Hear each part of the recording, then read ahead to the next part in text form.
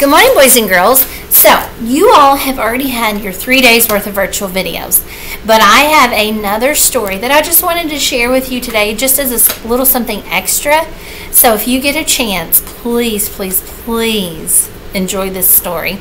Also, don't forget, check out your Clever Kids University. I've heard lots of awesome things about it. Letters, numbers, counting, science experiments, lots of fun things in Clever Kids. So check it out. All right, let's get ready for story. Fingers up. I wiggle my fingers. I wiggle my toes. I wiggle my shoulders and wiggle my nose. Now no more wiggles are left in me. I will sit as still as can be. Listening ears turned up. Voices turned off. Here we go. The title of my story, The Three Little Super Pigs. Once upon a time. Check them out. The author and illustrator's name is Claire Evans. We have our front cover, our back cover, and our spine. Check out this page. They made a house out of bricks. And here is our title page. All right, let's get started. Once upon a time, there were three little pigs. They dreamed of being superheroes. In fact, they were so obsessed with their family house being cluttered with all the superhero collections. So one day, Mother Pig told her little superheroes it was time to go find their own homes. And she waved goodbye. They walked for hours, crossing dangerous rivers and climbing steep cliffs. Until finally they arrived at their destination, Fairyland. After an exhausting trip, the pigs decided to set up camp for the night and they would build their new home in the morning. There's the beanstalk. That's another fairy tale. We have Little Red Riding Hood. Oh, look who's hiding. The Big Bad Wolf. And the Big Bad Wolf is in actually two different fairy tale fables. Beware of dangerous Big Bad Wolf. While toasting marshmallows in their superhero costumes, the pigs met a new friend, Little Red Riding Hood. She warned them about the Big Bad Wolf, who'd been terrorizing Fairyland. The Wood kidnapped Mary's little lamb, and they stole the sheep's clothing, and he'd even been disguising himself as different grandmas in their clothing.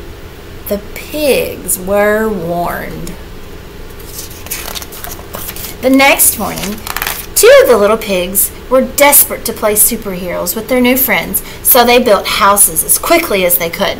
The first little pig built his house out of straw. He gathered everything he could find. The second little pig built his house out of sticks, and he climbed as high as he could to cut them from trees. And in no time at all, their new homes were ready. Look who's peeking out from behind the house of straw. Uh-oh. While his two brothers were having fun, the third little pig was patiently building his house of bricks. Look who's dressed up as a sheep up here. Can you see? He wanted to make sure it was strong and sturdy, so he worked very hard. Finally, all three houses were ready, and the pigs were very happy with their new homes. Our house of straw, our house of stick, and our house of bricks. Suddenly, the first pig was startled by a terrible growl outside of his window. It was the Big Bad Wolf. Little pig, let me come in, he cried. Do you remember what the pigs say? No! Not by the hair of my chinny chin chin, squealed the panicked pig. Then I'll huff, and I'll puff, and I'll blow your house in, growled the wolf. Everybody blow it home. And with one puff, he blew the house in. Poor pig. The first little pig ran to cover at his brother's house of sticks. Little pigs, Let me come in. Uh-oh, the wolf found him. Nuts by the hairs on our chinny chin chin, cried the pigs. Then I'll huff, and I'll puff, and I'll blow your house in. Can you huff and puff at home?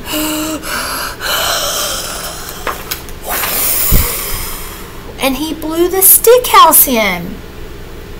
Dodging the flying sticks and the falling debris, the two little pigs ran as quick as they could to their brother's house of bricks.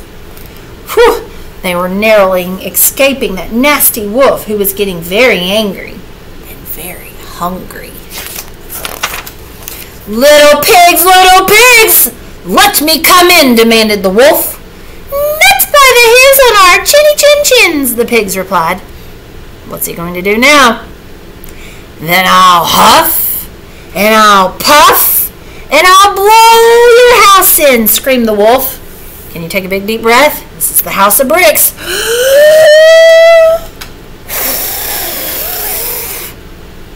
But the brick house wouldn't blow in.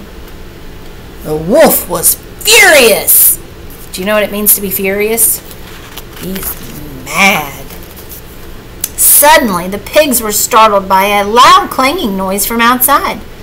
The cunning big bad wolf had made another plan to climb onto the roof and sneak down the chimney. Think about our other story of the three little pigs and the big bad wolf.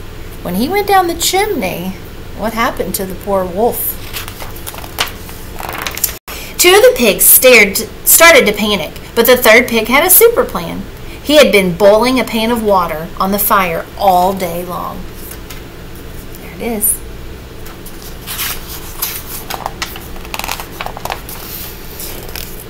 So as the wolf came hurtling down the chimney, he fell bottom first into the bubbling hot pan of water.